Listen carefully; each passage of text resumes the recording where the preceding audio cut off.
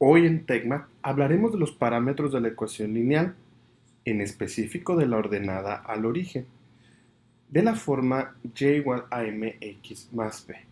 ¿A qué se refiere este término de la ordenada al origen que parece que está escrito en chino? Fíjate muy bien.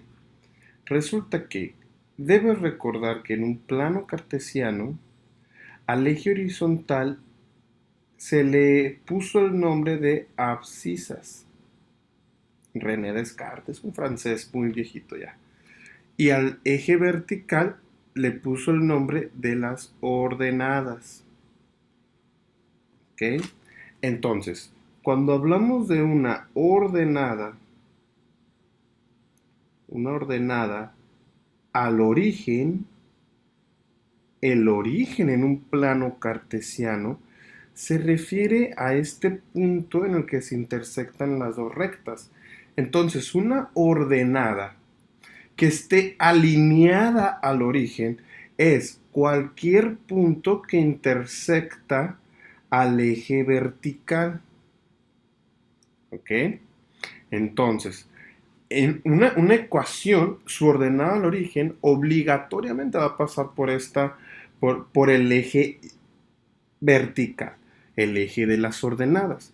Entonces, cuando a un plano cartesiano le asignamos, que tradicionalmente se hace, X y Y, nos referimos a que aquí va a estar la ordenada al origen, en un punto que intersecte la recta vertical.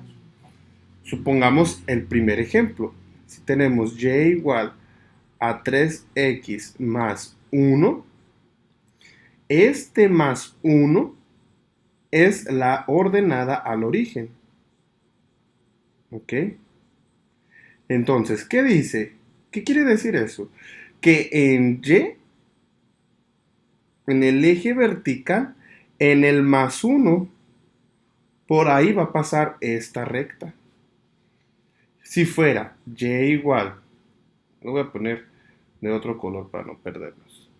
Si fuera la recta Y igual a 2x menos 3, entonces este 3 se refiere a la ordenada al origen, que sería en el eje Y, aquí en menos 3, ahí por ahí va a cruzar, como sea que cruce la recta. ¿Ok? Entonces, no te pierdas, esta sigue siendo la ordenada al origen. ¿Cómo la vas a identificar? Pues es el número que no tiene X, el que acompaña a la X. Este se llama de otra manera, este se llama pendiente. Y lo explicaremos en otro video. Entonces, ¿qué pasa? Si tú tienes un tercer ejemplo acá, si tú tienes Y igual a 2 más 4x, aquí vamos a cambiarle a, a 3 más 4x, este número que está solo sigue siendo la ordenada al origen. La ordenada al origen. ¿Ok? Entonces, por aquí va a cruzar esa recta. ¿Ok? Entonces, ¿por qué ordenada al origen y no le decimos nomás, pues por donde pasa por Y? Porque no siempre vamos a estar hablando del eje Y. Por ejemplo, fíjate bien acá, si tú tienes una deuda por un préstamo que pediste y tú vas a abonar para pagar esa deuda, ¿sí? Supongamos que tu deuda es de menos 100, menos 200, menos 300 pesos.